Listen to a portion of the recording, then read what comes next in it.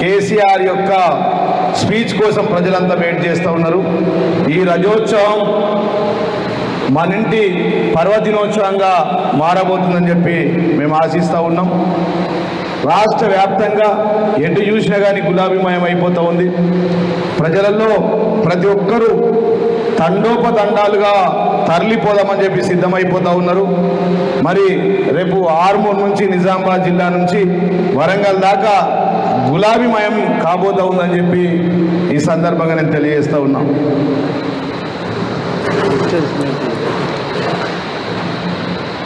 ఏ ఊరికి వెళ్ళినా ఏ గల్లీకి వెళ్ళినా Revanth go back, KCR come back, రావాలి కేసీఆర్, కావాలి కేసీఆర్, గెలవాలి కేసీఆర్ అంటున్నారు.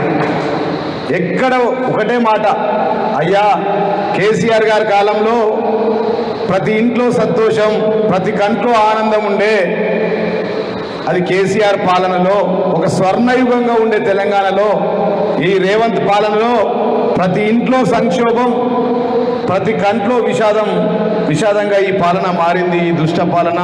కాబట్టి ఇందూరు ప్రజల పంతం రేపు రానున్న రోజుల్లో కాంగ్రెస్ బీజేపీ పార్టీల అంతం కావాలని చెప్పి రేపు వరంగల్ సభకంతా సిద్ధమైతే ఉన్నారు. బీఆర్ఎస్ పార్టీకి, కేసీఆర్ గారికి నిజామాబాద్ జిల్లాకు ఒక పేగుబంధం ఉంది. తెలంగాణ రాష్ట్ర భారత రాష్ట్ర సమితి ఆవిర్భవించిన తర్వాత మొట్టమొదటిసారిగా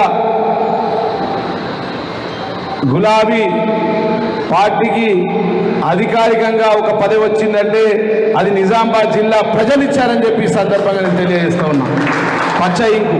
కాబట్టి రేపు రానున్న రోజుల్లో మళ్ళీ మూడవసారి ముచ్చటగా ముఖ్యమంత్రి కేసీఆర్ కావాలంటే ఖచ్చితంగా దాంట్లో మొదటి వరుసలో నిజామాబాద్ జిల్లా ఎమ్మెల్యేలు 9కి 9 గెలవబోతున్నామని చెప్పి ఈ సందర్భంగా నేను తెలియజేస్తున్నాం. దారి పొడవునా రేపు జరగబోయే సభకు వెళ్తూ ఉంటే జై తెలంగాణ, జై కేసీఆర్ నినాదాలతో మొత్తం ఊరూరుగా పండగ వాతావరణం. ఎటు చూసిన గోడలపైన రాతలు, ఎటు చూసినా గులాబీ కండువలు, ఎటు చూసినా ప్రజలంతా సిద్ధంగా ఉండబోతా ఉన్నారని చెప్పి సందర్భంగా నేను తెలియజేస్తూ ఉన్నా. మరి ఈ మహాసభకు నిజామాబాద్ ఇలా ఆర్మూర్లో పొద్దున నేను మాట్లాడుతూ ఉంటే, అన్న మేమంతా పింక్ కలర్ బట్టలు వేసుకొని వస్తామని చెప్పి సిద్ధమైంది. నిజామాబాద్ జిల్లా కూడా ప్రతి ఒక్క కార్యకర్త రేపు ఈ సభకు గులాబీ దుస్తులు ధరించుకొని వెళ్తారని చెప్పి సందర్భంగా నేను తెలియజేస్తూ ఉన్నా. మరి ఇందూరు ప్రజల పంతం ఇందిరమ్మ హింసా రాజ్యం యొక్క అంతం కాబోతా ఉందని చెప్పి ఈ సందర్భంగా నేను తెలియజేస్తూ ఉన్నా. రేపు వరంగల్ పోయే సభలో ఈ మాట ఇందూరు సభ పంతం ఇందిరమ్మ హింసా రాజ్యం అంతం అనేది సకల జనుల అభిప్రాయం ఈ రాష్ట్రంలో ఉందని చెప్పి సందర్భంగా నేను తెలియజేస్తూ ఉన్నా. కాంగ్రెస్ పాలనలో ఏమున్నాయంటే అవినీతి, అణచివేత కేసులు, అరెస్టులు, భూ కబ్జాలు తప్ప ఇంకొక పాలన లేదు అని చెప్పి సందర్భంగా నేను తెలియజేస్తూ ఉన్నా. మరి రేపు పెద్ద ఎత్తున బోధన్ నియోజకవర్గం నుంచి, అదేవిధంగా నిజామాబాద్ అర్బన్ నుంచి, నిజామాబాద్ రూరల్ నుంచి, అదేవిధంగా ఆర్మూర్ నియోజకవర్గం నుంచి, కామారెడ్డి, బాన్స్వాడ, బాల్కొండ నియోజకవర్గాల నుంచి పెద్ద ఎత్తున జనం తరలిపోబోతా ఉన్నాం. 27వ తారీఖు నాడు ఉదయమే 7:30 గంటలకు మంచిగా గులాబీ జెండా గద్దెలకు కలలు బ్రహ్మాండంగా వేసుకున్నాం. ఊర్లలో ప్రతి ఒక్కరు తయారైపోయారు. మరి బస్సుల పైన, కార్ల పైన, వ్యక్తిగత కార్ల పైన, ప్రైవేట్ కార్ల పైన వెళ్ళడానికి సిద్ధంగా ఉన్నారు. సద్దన్నం కట్టుకొని మంచిగా ఉదయం 8 గంటలకే జెండా ప్రోగ్రాం చేసుకొని గులాబీ జెండా ఎగిరేసి అక్కడి నుంచి మరి బయలుదేరి 9 గంటలకే నిజామాబాద్ జిల్లా నుంచి బయలుదేరి వరంగల్లో మొదటి వరుసలో కూర్చుంటే జిల్లా ఏదైనా ఉందంటే అది నిజామాబాద్ జిల్లా ఉండబోతుందని చెప్పి సందర్భంగా తెలియజేస్తూ ఉన్నాం. మరి 6 గ్యారెంటీలు కాంగ్రెస్ వాళ్ళు ఏవైతే ఉన్నాయో పాత రేసిండ్రు.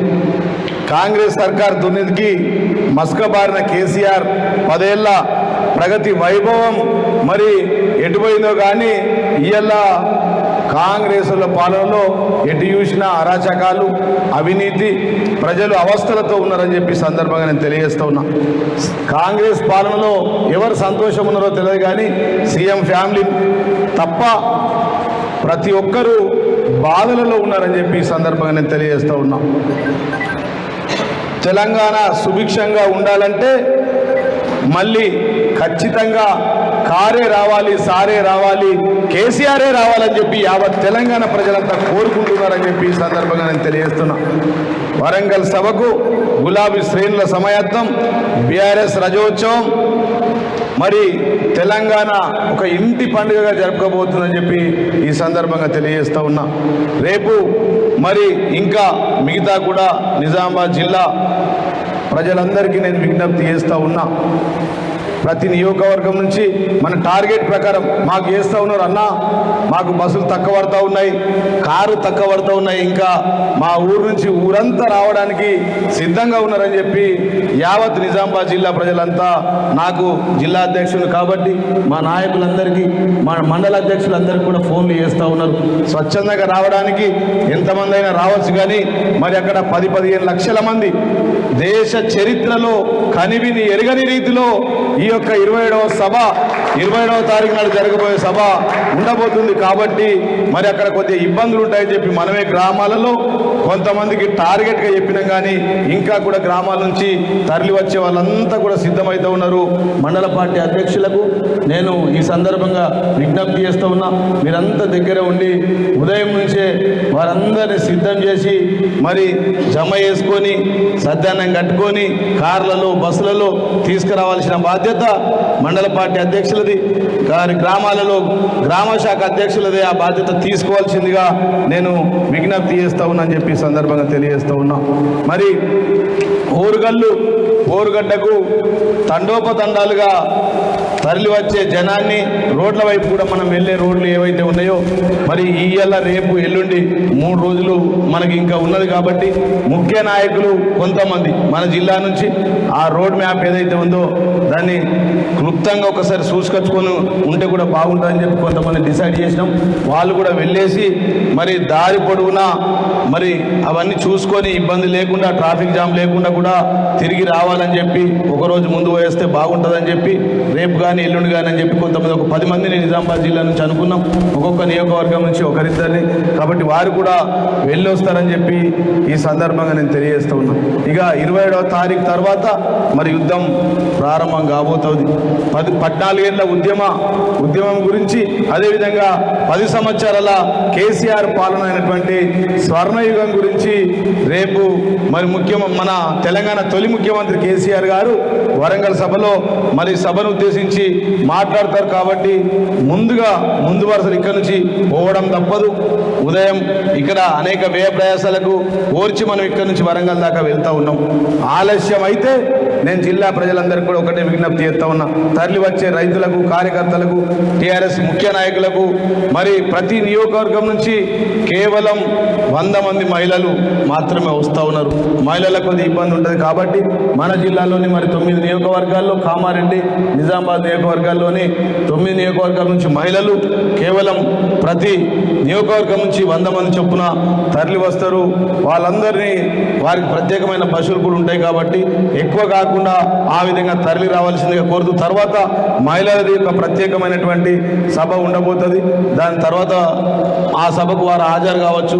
ఇప్పుడు మాత్రం ఇబ్బందులు లేకుండా మరి ఇన్ఛార్జీలైనటువంటి గ్రామాన్ని ఇన్ఛార్జ్ తీసుకున్నటువంటి పాల్గొండ నియోజకవర్గంలో కానీ మరి నిజామాబాద్ రూరల్లో కానీ అర్బన్లో కానీ మన మండల పార్టీ అధ్యక్షులు ఆ బాధ్యత తీసుకోవాల్సిందిగా నేను ఈ సందర్భంగా ఈ ప్రెస్ మీట్ ద్వారా మనందరికీ నేను విజ్ఞప్తి చేస్తూ ఉన్నాం.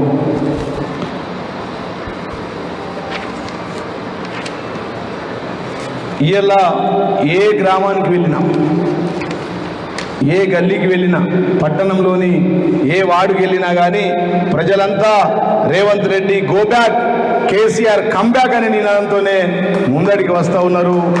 ఇదే విధంగా మళ్ళీ సారే కావాలి, కారే కావాలి, కేసీఆర్